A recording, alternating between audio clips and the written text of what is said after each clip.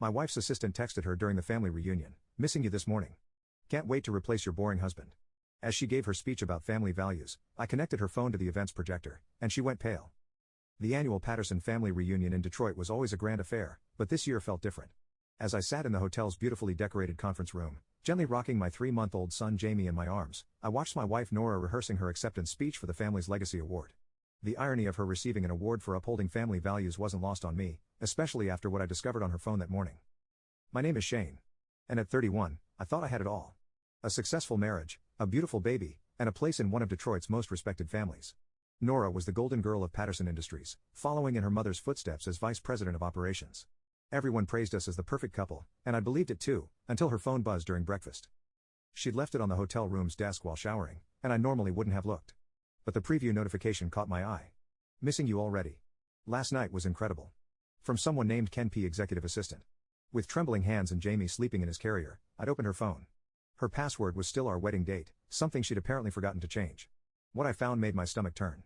Hundreds of messages, photos, and even a planned trip to the Bahamas, all with Ken Parker, her new assistant. Now, watching her practice her speech about family loyalty and traditional values, I felt an eerie calm settle over me. The conference room's AV system was already set up for her presentation, including a large projector screen and the hotel's state-of-the-art video conferencing system. As an IT project manager, I understood exactly how these systems worked. "Shane, dear," my mother-in-law Patrick called out, approaching with his perfectly coiffed hair and society smile, "is everything ready for Nora's speech? This award means so much to the family." "Almost," I replied, adjusting Jamie's blanket. "Just need to check the technical setup one last time." Patrick beamed. "You're always so thorough. We're blessed to have you in the family." If he only knew what his precious daughter had been up to with her assistant, but he would soon enough. I'd noticed Ken's online status change to available on Nora's phone. Right on schedule, he was probably expecting their usual morning video call. I stood up, placing Jamie in his grandfather's eager arms. "Would you mind watching him for a moment? I need to help Nora with the presentation setup."